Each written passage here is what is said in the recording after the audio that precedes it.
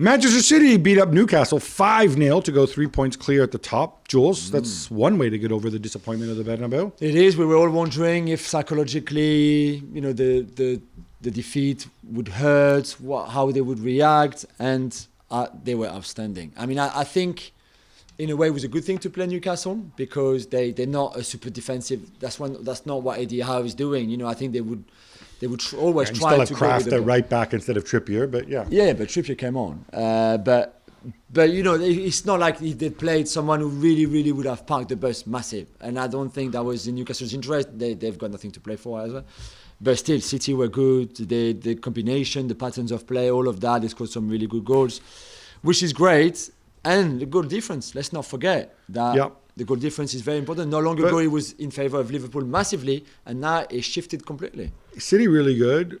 I'm also kind of reaffirming the thing, though, that Gabriel Jesus is not a long-term answer at centre forward. He's not any kind of exactly. I know. I just don't see. He's played him at centre forward a bunch these last few games. Yeah. I don't need to see this again. I'm with you completely. There'll be tougher games away at Wolves and away at West Ham, the next two for City anyway. And sticking with them, Gab, what did you make of Pep's statements before and after the game? The lack of the whole country wants Liverpool to win. Blah, blah. Again, going back to what we said about Klopp. So before the game, he says, because remember, this was kind of overlooked.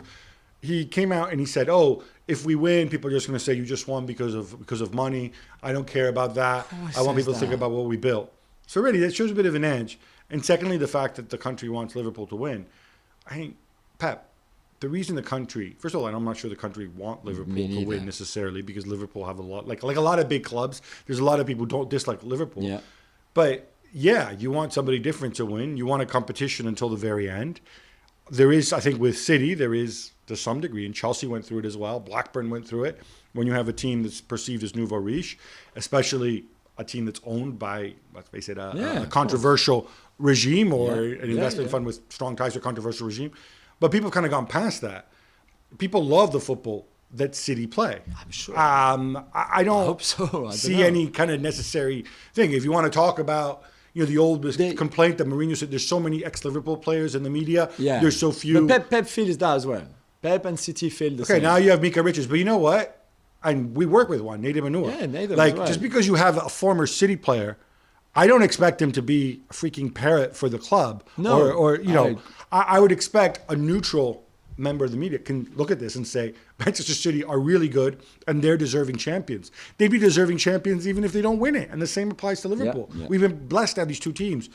To me, I don't think these people are being, I think to some degree, there's a level of psychological exhaustion that prompts them to say, frankly, silly things. Yeah.